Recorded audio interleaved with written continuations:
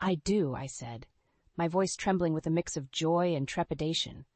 The words echoed through the small chapel, sealing my fate in ways I couldn't have imagined. Joe beamed at me, his dark eyes twinkling with love and promise. As we turned to face our small gathering of family and friends, I caught sight of my new mother-in-law, Brenda. Her smile didn't quite reach her eyes. "Ladies and gentlemen, I present to you Mr. and Mrs. Joseph Hartley," the officiant announced. The room erupted in applause, but I barely heard it. My mind was racing, replaying the whirlwind romance that had led to this moment. Just 6 months ago, I was drowning in grief after losing my mother. Now, here I was, starting a new chapter of my life. As we made our way down the aisle, Joe squeezed my hand. "You okay, Lily?" he whispered. I nodded, forcing a smile. "Just overwhelmed," I replied. The reception was a blur of congratulations and champagne toasts. I found myself constantly searching the crowd for Brenda, feeling an inexplicable need to keep her in my sights. "Lily, darling." Brenda's saccharine voice cut through the chatter. She glided towards us, arms outstretched. "Welcome to the family, dear." Her embrace was stiff, her perfume cloying. As she pulled away, she gripped my shoulders, her manicured nails digging in slightly. "We're going to be so close, you and I, like mother and daughter."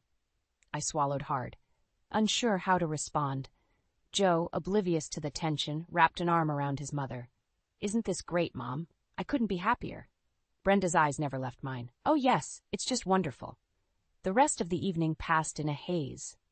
As we prepared to leave for our honeymoon, Brenda cornered me near the coat check. "Lily, dear," she began, her voice low, "I hate to bring this up on your special day, but I've been so worried lately." I frowned, concern creeping in. "What's wrong, Brenda?" She sighed dramatically. "It's just, the house feels so empty since Joe moved out. I'm not as young as I used to be, you know." The thought of living alone? My heart sank as I realized where this was going. Before I could respond, Joe appeared at my side. "Ready to go, Mrs. Hartley?" he asked, grinning. I nodded, grateful for the interruption. As we walked away, I glanced back to see Brenda watching us, a calculating look in her eyes. 2 weeks later, we returned from our honeymoon to find Brenda waiting on our doorstep, suitcases in tow. "Surprise!" she exclaimed, rushing to embrace Joe. "I've decided to take you up on your offer to stay for a while." Joe looked bewildered. "Offer? Mom, what are you talking about?" Brenda's lower lip trembled. "Oh, Joey, don't you remember? We discussed it at the wedding. You said I should come stay with you and Lily if I was feeling lonely." I watched in horror as Joe's face softened. "Of course. Mom, I'm sorry, I must have forgotten. Right, Lily? We did discuss this, didn't we?" Trapped, I nodded weakly. "Yes, of course. Welcome, Brenda." As we helped her move her belongings inside, I caught Brenda smirking at me when Joe wasn't looking. A chill ran down my spine as I realized the battle I was about to face. That night, as Joe slept peacefully beside me, I stared at the ceiling, my mind racing. How had my fresh start turned into this? I was a doctor, for heaven's sake. I saved lives every day. Surely, I could handle one meddling mother-in-law. Little did I know, this was just the beginning of a nightmare that would test every ounce of my strength and patience. The shrill beeping of my alarm jolted me awake. I groaned, reaching for my phone to silence it. 4:30 a.m. Another early shift at the ER. As I slipped out of bed, careful not to wake Joe, I caught a whiff of something burning.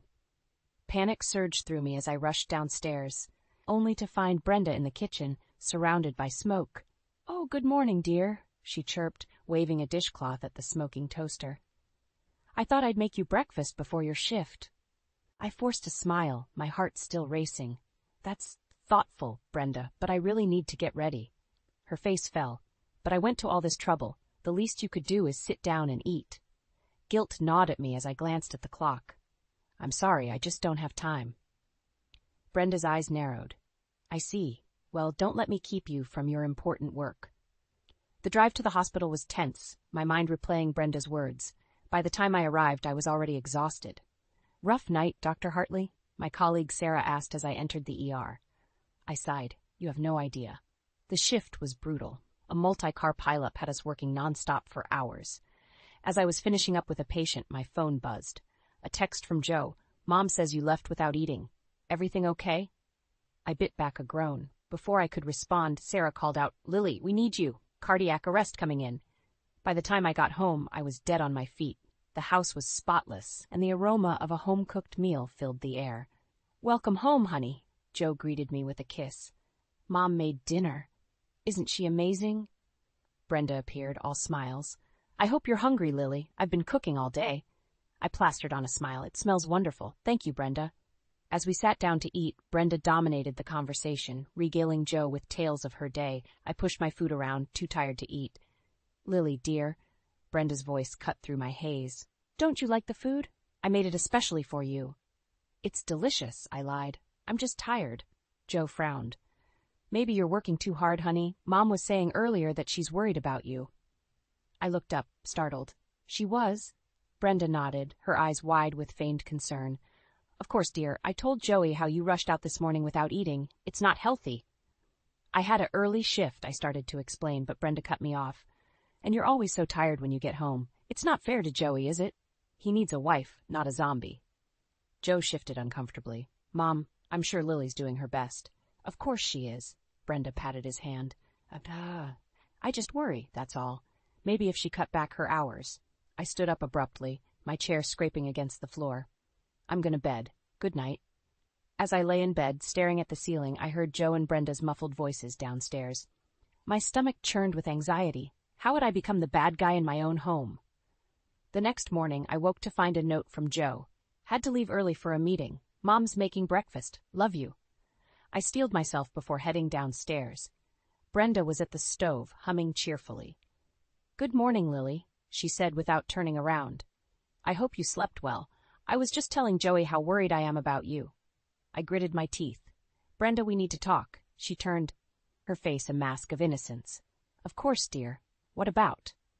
As I opened my mouth to speak, my phone rang. The hospital. Another emergency. Brenda's lips curved into a smirk. "Duty calls, I suppose. We'll talk later, dear. Have a good day at work." As I rushed out the door, I couldn't shake the feeling that I was losing control of my life, one day at a time. The ER doors burst open as paramedics rushed in with a critical patient. "Female, mid-60s, possible heart attack," one shouted. My heart nearly stopped. The woman on the gurney was Brenda. "Lily," she gasped, reaching for my hand. "I'm so sorry." I pushed my emotions aside and snapped into doctor mode. "Get her to Bay 3 stat!" Hours later, I slumped against the wall outside Brenda's room, exhausted. We'd stabilized her, but it had been touch and go. Joe appeared, his face pale with worry. "How is she?" "She's stable," I assured him, "but she'll need to stay for observation." He hugged me tightly. "Thank God you were here. I don't know what I'd do without either of you." Guilt gnawed at me. Despite everything, I'd saved Brenda's life.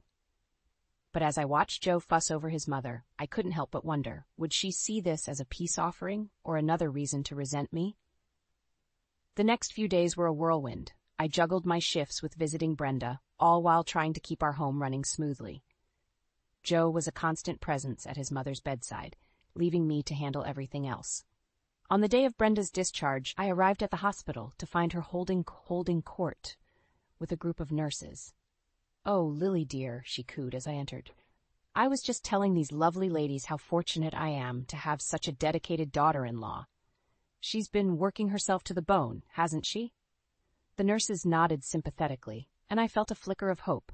Maybe this experience had changed things between us. That hope was short-lived. As soon as we got home, Brenda's sweet facade crumbled.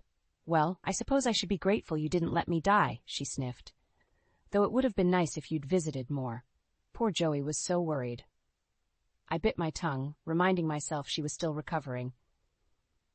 "I'm sorry, Brenda. I was trying to keep things running smoothly here." She waved dismissively. Yes, always so busy with your important job. Speaking of which, don't you think it's time you took a break? After all, I'll need someone to look after me while I recover." My jaw dropped. "Brenda, I can't just quit my job." "Why not?" she challenged. "Joey makes enough to support us all. And really, Lily, what kind of wife puts her career before her family?"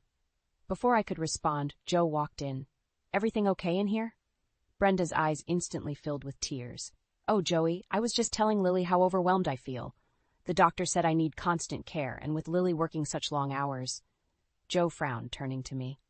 "Honey, maybe you should take some time off, just until Mom's back on her feet." I stared at him, disbelieving. "Joe, I can't just—" "Please, Lily," he pleaded. For me, for us. I felt the walls closing in. My career, my independence, everything I'd worked for was slipping away. That night, I tossed and turned, Joe's words echoing in my head. By morning, I'd made my decision. With shaking hands, I dialed the hospital. Dr. Reeves? It's Lily Hartley. I need to take a leave of absence. As I hung up, I caught sight of Brenda in the doorway, a triumphant smile on her face. Oh, Lily, she said, her voice dripping with false sympathy. I'm so glad you're finally putting family first. Now be a dear and fetch my breakfast, won't you? I'm feeling a bit weak this morning. As I trudged downstairs, the reality of my situation hit me like a ton of bricks. I'd saved Brenda's life, only to become a prisoner in my own home. How had it come to this? And more importantly, how was I going to survive it? The days blurred together in a haze of endless chores and Brenda's constant demands. I'd gone from saving lives to folding laundry and preparing meals that were never quite good enough for my mother-in-law's discerning palate.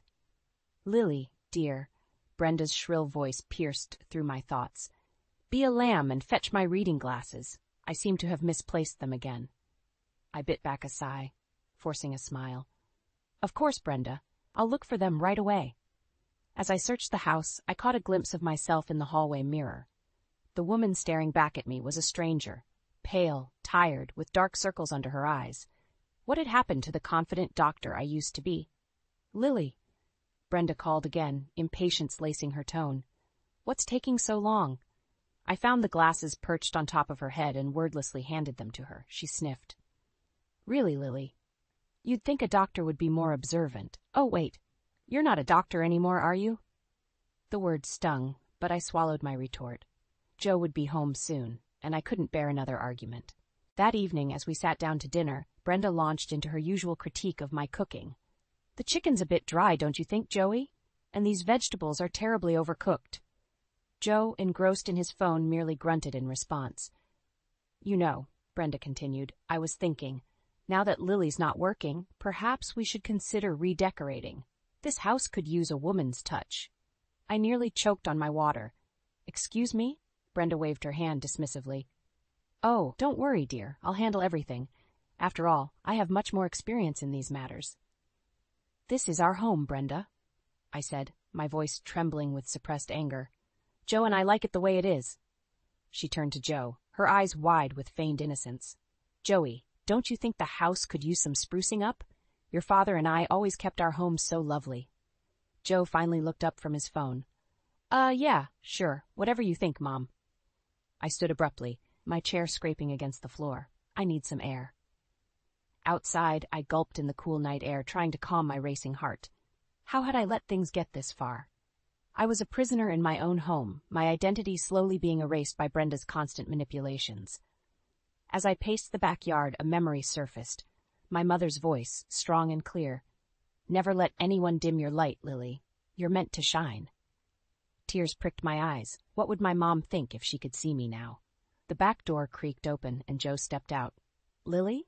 You okay? I turned to face him, suddenly angry. No, Joe. I'm not okay. I haven't been okay for a long time. He frowned. What are you talking about? Your mother, Joe. The way she treats me, the way she's taken over our lives. I can't do this anymore. Joe's face hardened. Come on, Lily. Mom's just trying to help. You're being oversensitive. Oversensitive? I laughed bitterly. I gave up my career, my independence, everything for you and your mother. And you can't even see what's happening. What's happening is that you're acting ungrateful, Joe snapped. Mom's done nothing but try to make our lives easier? I stared at him, realizing with a sinking heart that I was truly alone in this battle. You're right, Joe. I am ungrateful. Ungrateful that I married a man who can't see his wife drowning right in front of him. With that, I stormed past him into the house, ignoring Brenda's inquiring looks. In our bedroom, I pulled out a suitcase and began throwing clothes into it. As I zipped it shut, I caught sight of my medical ID badge lying forgotten on the dresser. I picked it up, running my thumb over my name and title. Dr. Lily Hartley, Emergency Medicine. In that moment, I made a decision. I couldn't change Brenda, and I couldn't make Joe see the truth. But I could change myself. It was time to reclaim my life, whatever the cost. I stood in the kitchen, surrounded by a whirlwind of activity, my hands raw from scrubbing and chopping. Brenda's voice rang out from the living room where she sat directing operations like a general. Lily, dear, don't forget the petit fours need to be arranged just so, and make sure the champagne is properly chilled. I gritted my teeth, fighting back the urge to scream. Brenda's grand party had consumed our lives for weeks. My suitcase, packed in a moment of desperation, still sat hidden in our closet. I hadn't been able to bring myself to leave, not yet. Joe breezed into the kitchen, adjusting his tie. Wow, honey, everything looks great. Mom's really outdone herself this time, hasn't she? I froze, the knife in my hand trembling slightly. Joe, I've been cooking and cleaning for days. Your mother hasn't lifted a finger. He frowned, confusion clouding his features. But Mom said she's been working tirelessly on this party. She even mentioned how you've been struggling to keep up. Before I could respond, Brenda swept into the room, resplendent in a glittering gown. Joey, darling, don't you look handsome? Lily, why aren't you dressed yet? The guests will be arriving any minute.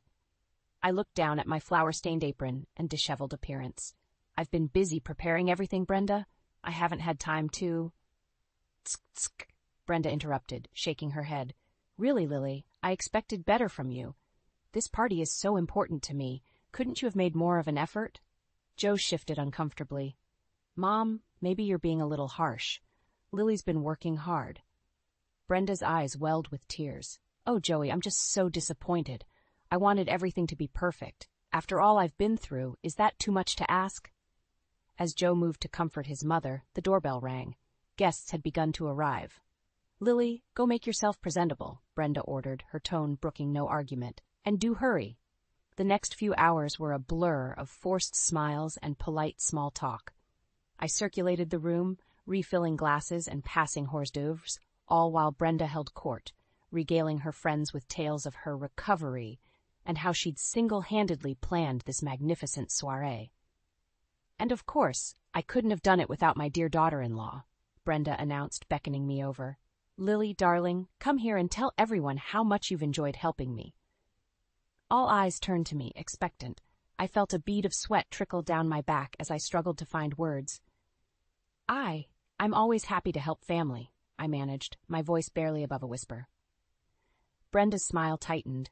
Oh, come now, Lily. Don't be modest. Tell them about all the wonderful ideas you contributed. Oh, wait, she paused, her eyes glittering maliciously. I forgot. You didn't contribute any ideas, did you? You were too busy moping about your lost career to be of any real help. A collective gasp rippled through the room. Joe, standing nearby, looked stricken. Mom, what are you saying? Brenda turned to him, her face a mask of innocence. Oh, Joey, I'm just trying to help Lily come out of her shell. She's been so withdrawn lately. I worry about her, you know. I stood there, humiliation burning through me, as Brenda continued to twist the knife. The room began to spin, voices blurring into a cacophony of whispers and judgmental stares. In that moment, something inside me snapped. I wouldn't take this anymore. Without a word, I turned and walked out of the room, ignoring the startled exclamations behind me. I climbed the stairs, my legs shaking, and entered our bedroom. The suitcase was still there, waiting. As I reached for it, I caught sight of myself in the mirror. The woman staring back at me was a stranger, beaten down, hollow-eyed, a shadow of her former self. But in her eyes, I saw a flicker of something I hadn't seen in months: determination. I grabbed the suitcase and my car keys. It was time to reclaim my life, my identity. As I descended the stairs, I could hear Brenda's voice, still holding court in the living room. Joe appeared at the bottom of the stairs, his eyes widening as he took in my appearance. Lily, what are you doing? I met his gaze steadily. I'm leaving, Joe. I can't do this anymore. As I walked past him towards the door, I realized that this wasn't just about escaping Brenda's tyranny.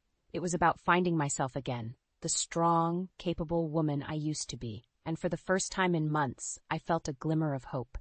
I stood at the front door, my hand on the knob, ready to walk out on everything I'd known for the past year. Joe's voice, tinged with panic, cut through my resolve.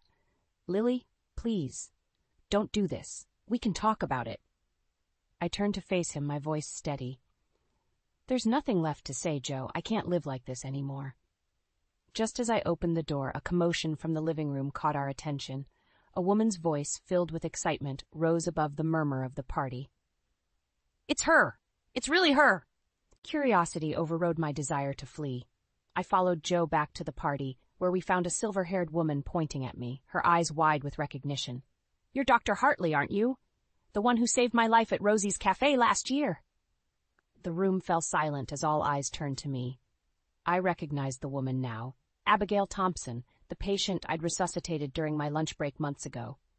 Yes, that's me," I stammered, caught off guard by this unexpected turn of events. Abigail rushed forward, grasping my hands. "I've been trying to find you for months to thank you properly. You disappeared from the hospital before I could." Brenda, looking flustered, tried to interject. "Now, Abigail, dear, this is hardly the time." But Abigail was unstoppable. She turned to the crowd, her voice ringing with emotion.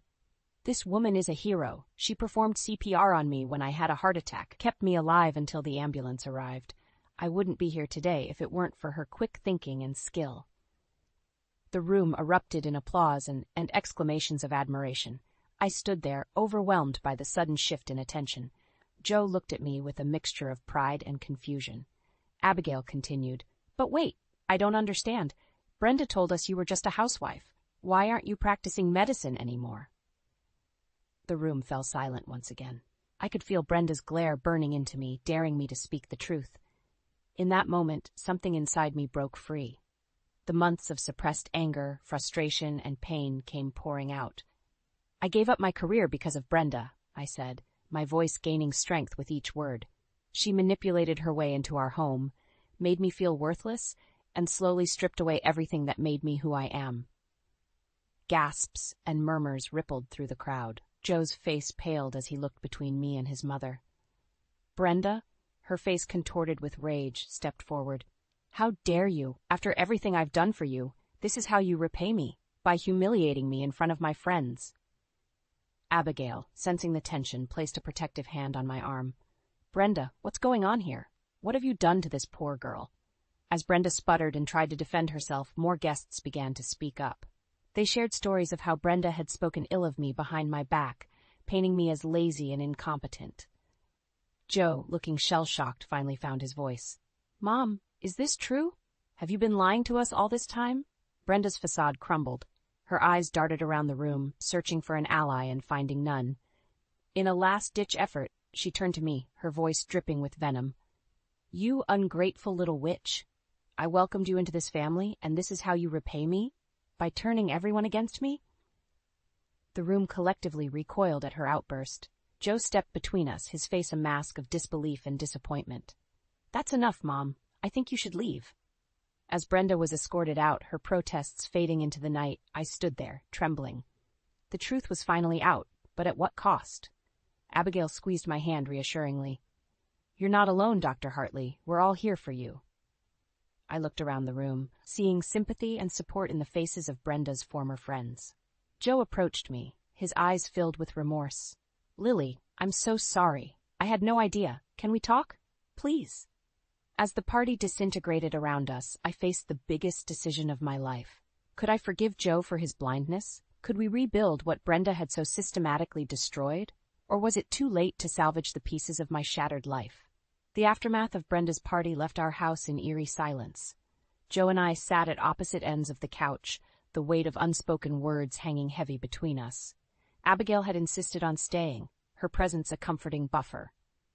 "I think," Abigail began softly, "that we need to get the whole story out in the open. Joe, Lily's been through hell, and you need to hear it all." Joe nodded, his face ashen. "Please, Lily, I need to understand." Taking a deep breath, I started from the beginning. The words poured out of me like a flood. Brenda's manipulation, the constant criticism, the isolation. With each revelation, Joe's face crumpled further, disbelief giving way to horror. "I had no idea," he whispered, his voice breaking. "Why didn't you tell me?" Before I could answer, the front door burst open. Cliff, Joe's father, stormed in, his face thunderous. "What in God's name is going on here?" he demanded. "Brenda called me in hysterics, saying you've turned the whole town against her." Abigail stood, her small frame radiating strength. "Cliff, sit down. There's a lot you need to hear." For the next hour, Abigail and I laid out the entire sordid tale. Cliff's anger slowly morphed into shock, then shame. "I knew Brenda could be difficult," he mumbled, "but this is beyond anything I could have imagined." Just as we finished, the door opened again. Brenda swept in, her eyes red-rimmed but defiant. "Well, I hope you're all happy," she spat. "My reputation is in tatters, thanks to you ungrateful." "That's enough, Brenda," Cliff cut her off, his voice steely. "I've heard everything. How could you do this to our family? To Lily?" Brenda's face contorted with rage. "How could I? How could she? She stole my son, turned him against me. I was just trying to protect our family." "By destroying mine," I shot back, years of pent-up anger finally breaking free. "You made my life a living hell, Brenda. You took everything from me, my career, my confidence, nearly my marriage." Joe stood, placing himself between Brenda and me. "Mom, I think you should leave. Now." Brenda's eyes widened in disbelief. "Joey, you can't mean that, after everything I've done for you." "Everything you've done?" Joe's voice rose. "You've lied, manipulated, and abused the woman I love. Get out of our house, now." For a moment, Brenda looked like she might argue further. Then, with a final venomous glare at me, she turned and stormed out, slamming the door behind her. The silence that followed was deafening. Cliff cleared his throat, looking years older than he had an hour ago. "Lily, I don't know what to say. I'm so sorry. If there's anything I can do." I held up a hand, suddenly exhausted. "Thank you, Cliff, but right now, I think I need some time." As Cliff and Abigail prepared to leave, Joe turned to me, his eyes pleading. "Lily, please, can we talk?" I looked at him, this man I'd loved enough to sacrifice everything for. Could I forgive him for being so blind? Could we rebuild what Brenda had so systematically destroyed? "I don't know, Joe," I said honestly. "I need time to think, to figure out who I am without Brenda's shadow looming over me." Joe nodded, tears in his eyes. "I understand. But please, don't give up on us. I love you, Lily. I'll do whatever it takes to make this right." As I watched him walk away, I felt a strange mix of relief and uncertainty. The truth was finally out, Brenda's reign of terror over. But the cost had been high. Could I reclaim the pieces of my shattered life? And more importantly, did I want to? I turned to Abigail, who had become an unexpected ally in this storm.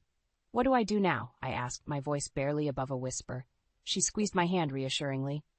"You heal, Dr. Hartley, and then you decide what kind of life you want to build from the ashes of the old one." As I stood there on the precipice of an uncertain future, I realized that for the first time in months I felt something I'd almost forgotten: hope. 6 months after Brenda's dramatic exit from our lives, I stood outside the hospital, my heart racing. Today marked my return to the ER, a day I'd both longed for and feared. "You've got this, Dr. Hartley," Abigail's voice came from beside me. Our unexpected friendship had become my anchor during the tumultuous months of healing and self-discovery. I took a deep breath and stepped through the doors, the familiar antiseptic smell washing over me. As I made my way to the locker room, I caught sight of my reflection. The woman staring back at me was different from the one who'd left this hospital over a year ago. Stronger, wiser, with a glint of hard-won confidence in her eyes. My first shift was a whirlwind of activity. As I treated patients, my hands moving with practiced skill, I felt a sense of rightness settle over me. This was where I belonged. During a rare quiet moment, I stepped out for some air. To my surprise, Joe was waiting by the entrance, a bouquet of flowers in his hand. "I wanted to be here for your first day back," he said, his voice tinged with hope and uncertainty. Over the past months, we'd been slowly rebuilding our relationship, attending couples therapy, and having long, honest conversations. It hadn't been easy, but we were both committed to making it work. "Thank you," I said, accepting the flowers. "It means a lot that you're here." Just then my pager went off. "I have to go," I said apologetically. Joe nodded, understanding in his eyes. "Go save lives, Dr. Hartley. I'll be here when you're done." As I rushed back inside, I felt a surge of gratitude for how far we'd come. The rest of the shift passed in a blur of emergencies and quick decisions. As I was preparing to leave, a commotion at the entrance caught my attention. My blood ran cold as I recognized the voice. Brenda. She was being wheeled in on a gurney, clearly in distress. Our eyes met, and for a moment, time seemed to stand still. In that instant, I had a choice to make. I could walk away, let someone else handle her case. After all she'd put me through, no one would blame me. But as I looked at her, vulnerable and afraid, I remembered why I became a doctor in the first place. To help people, regardless of who they were or what they'd done. Taking a deep breath, I stepped forward. "I'll take this one," I said to the surprised nurse. As I began examining Brenda, her eyes widened with recognition and, was that shame? "Lily," she whispered, "I don't deserve your help." I met her gaze steadily. "You're my patient, Brenda. That's all that matters right now." Over the next few hours, I worked tirelessly to stabilize Brenda's condition. It turned out to be a severe panic attack, brought on by the stress of her isolation and the weight of her actions. As she recovered, Brenda looked at me with tears in her eyes. "I'm so sorry, Lily, for everything. I don't expect forgiveness, but I want you to know that I regret what I did to you." I nodded, feeling a weight I didn't know I was carrying lift from my shoulders. "Thank you for saying that, Brenda. It means a lot." As I left her room, I found Joe waiting outside. He pulled me into a tight embrace. "I saw what you did in there," he said, his voice thick with emotion. "You're incredible, Lily. I'm so proud of you." In that moment, surrounded by the bustle of the hospital, held in the arms of the man I loved, I felt a sense of peace wash over me. The journey had been long and painful, but it had led me here, back to myself, stronger and more resilient than ever. As we walked out of the hospital hand in hand, I realized that this wasn't just an ending, but a new beginning. I had reclaimed my career, my self-respect, and my voice, and I vowed never to let anyone silence me again. The future stretched out before me, full of possibilities. There would be challenges, of course, but I was ready to face them head-on, because now I knew my own strength, and I had a support system that wouldn't let me fall. As the sun set on my first day back, I smiled, feeling truly at peace for the first time in years. The road ahead might be uncertain, but one thing was clear: Dr. Lily Hartley was back, and she was here to stay.